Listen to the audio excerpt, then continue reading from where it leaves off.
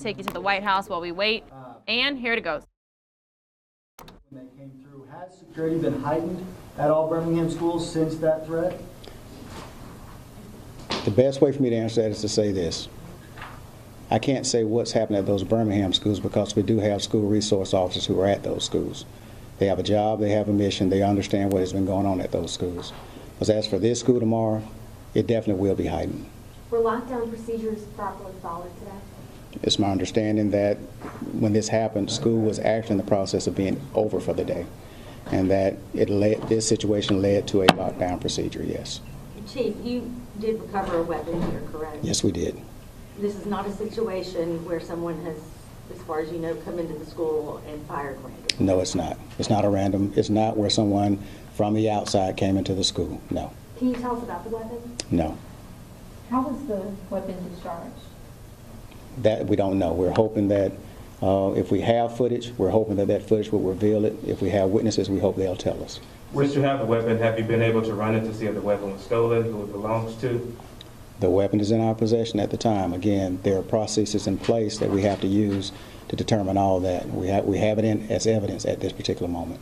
Have you spoken with any of the victims' families, and if so, can you talk about that conversation? We've not spoken with them. It's our intention, both mine and the mayor's, to speak with both victims, the families, and to give our condolences. And this should not happen. Point blank, let me talk, please. This should not happen in schools. We send our kids to school, and things of this nature happen. It's unfortunate. I'm deeply moved by it. I have kids of my own. So what I'll say here is, let us do our job. Let us do what the process says that we're supposed to do. We'll give you the answers as they come. We'll be more than happy to share what we know. But let us do what due diligence and due process leads us to. Do you know how many students were here at the time? About how many students? I haven't. That's a question I would have to push over to the school board. You heard that there was a third employee or an employee involved in some kind of way, injured and released. Is that I do not know of that. I can actually say that in trying to get to the school and driving, when I came over here, I just knew of the two. If there's a third, then I'm not aware of it. If there is, I will make you all aware of it. Where were the students shot? On their body? I will not go into those details.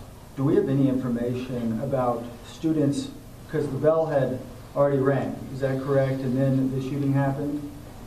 I am not sure. Again, these are the questions we're trying to ask. I can't give you a particular time when this happened. The only thing I can tell you is it did happen somewhere between 3 and 3:30. Okay?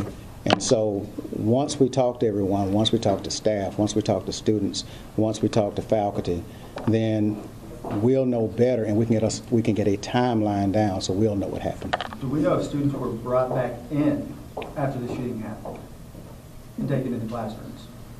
There are students that we are questioning in relation to the incident.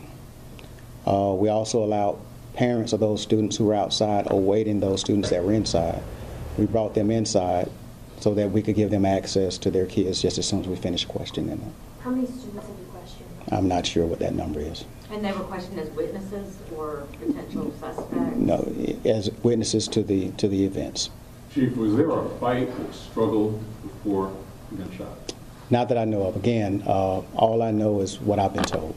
So anything that we have, I don't know if there's video. I don't know anything of that nature. So that's part of what our detectives will be looking at to see if there is actual video that's been captured. They'll be talking to students to see if they've given us any information, what have you, and then we'll make them available. How do you tell a parent that their child has been shot and killed at school? Say again? How do you tell a parent that their child has been shot and killed at school? The best I can say is that that's a hard one, and we had to do it. It has been done. That parent now knows what happened to their child. And I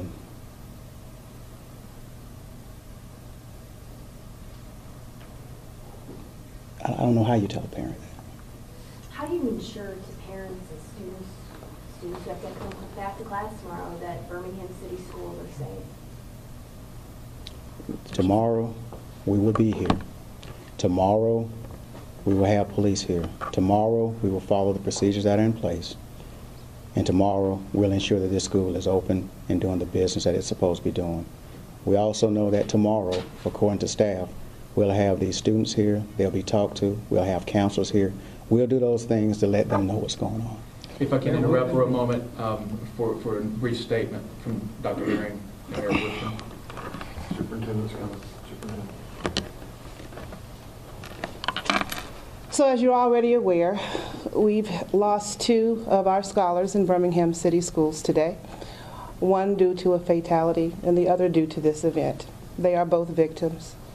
Our goal is to reassure our parents that as much as we can, we will work to keep our schools safe. But our hearts and our minds are on the families tonight.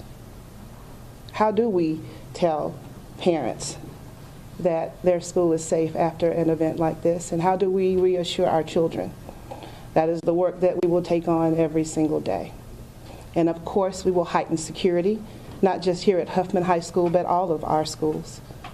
Our principal and the staff here at Huffman High School, for as much as they have been able to tackle a very difficult day, have done an exceptional job of trying to provide care and concern for those who were in the building and those who exited out. As the chief has shared, tomorrow there will be a full crisis team here on site all day and the following days. We are most concerned, as I shared, about our families and the child who is no longer with us. And we'll not only put every effort to support the family, we've got to do that for every child in Birmingham City Schools.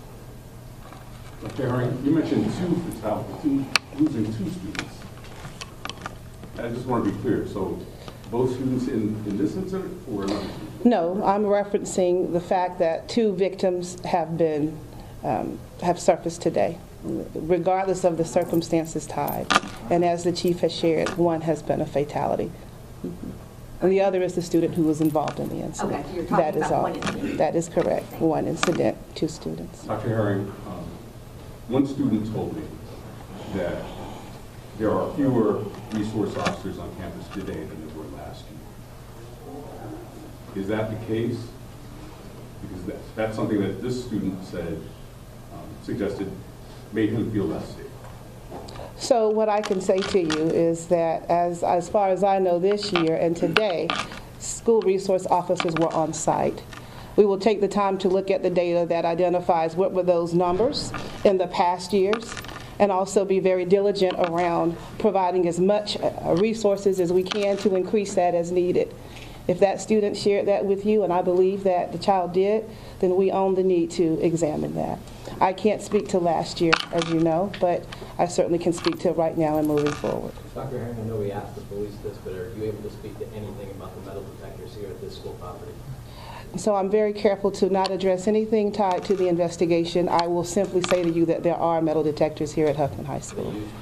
They are used, but I can't. I will, and they work, but I will not speak to anything tied to the investigation. How will we make sure that this school and the rest of the Birmingham City Schools are a gun-free zone? Just down the street, a gun at Huffman Middle School, now here, a gun inside the school. That is not a Birmingham City Schools dilemma alone.